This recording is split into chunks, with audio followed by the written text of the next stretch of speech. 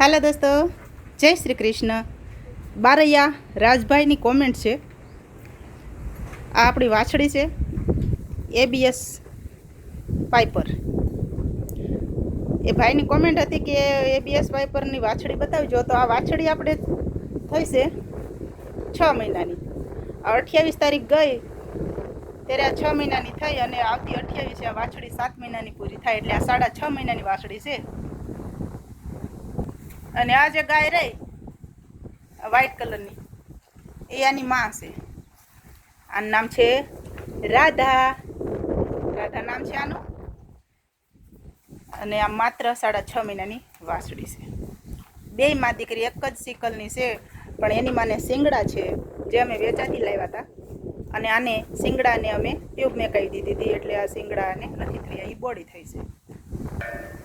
અને હવે વાત કરીએ નેપિયર ઘાસની। તો ભાઈએ પૂછ્યું છે રાજભાઈએ કે નેપિયર ઘાસ ગાભણ પશુને ગરમ પડે કે નહીં। તો ના ભાઈ, નેપિયર બુલેટ ઘાસ જે કહેવામાં આવે છે, જેને સુપર નેપિયર પણ કહે છે। તો સુપર નેપિયરીઓને એ અમે ચાલો તમને બતાવી જ દઈએ। જો આ તમે જે જોઈ શકો છો ને, આ બધું સુપર નેપિયર જ છે। આ ઉપરવાળું પડવું છે અમારું। અને આ અહીંયા શેઢો આવી ગયો ને આ નીચેવાળા પડામાં જો તમે ત્યાં જોઈ શકો છો, આ પણ સુપર નેપિયર જ છે। અને અમે વર્ષોથી એટલે કે 2020માં અમે આ 2020માં અમે આ નેપિયર ઘાસ ચોપ્યું છે। અને જોવો આ છે સુપર નેપિયરના રાડા। આવા આની કરતાં પણ 3-4 ગણા જાડા હોય છે। અને તો પણ અમે ગાયને ખવડાવીએ છીએ, કોઈ પણ જાતનું નુકસાન થતું નથી।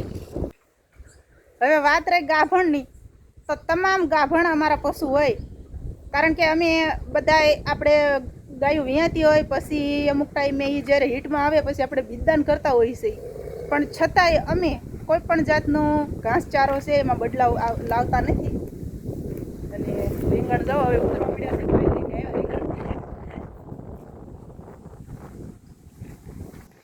નેપિયર ઓછું પડતું હતું એટલે અમે આ જાર વાવેલી છે।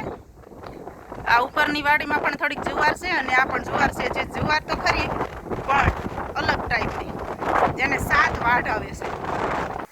તો કોઈ પણ જાતની ચિંતા વગર તમે તમામ પશુને ગાભણ અવસ્થામાં હોય તોય અને વિયાણ થઈ ગયું હોય તો પણ લીલી બાજરીની પણ જરૂર નથી પડતી કુવાવડા ઢોરને, એ ગાય હોય કે ભેંસ હોય।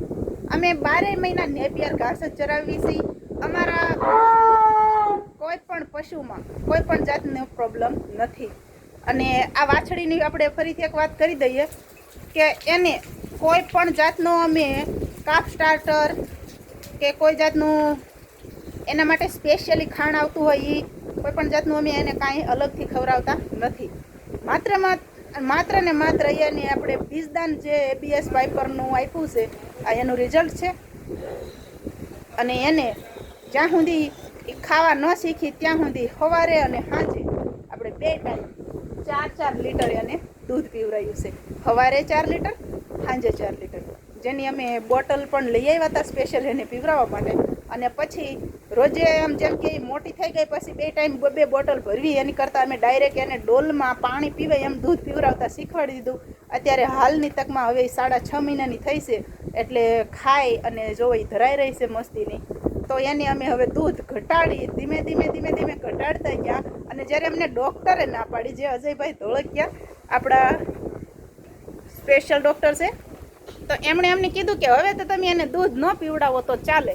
એટલે અમે એને ધીમે કરતાં ઓછું કર્યું અને અત્યારે માત્ર 250 ગ્રામ દૂધ પીવડાવી છે। શું કામ કે હાવ નિહાકો ન નાખે ને, હાવ જીવ ન બળે કે મને ન મળ્યું અને ટેવ એવી એને પડી ગઈ છે ને કે આપણે દૂધ દોઈ અને જાવી એટલે તરત બોલે જ તે।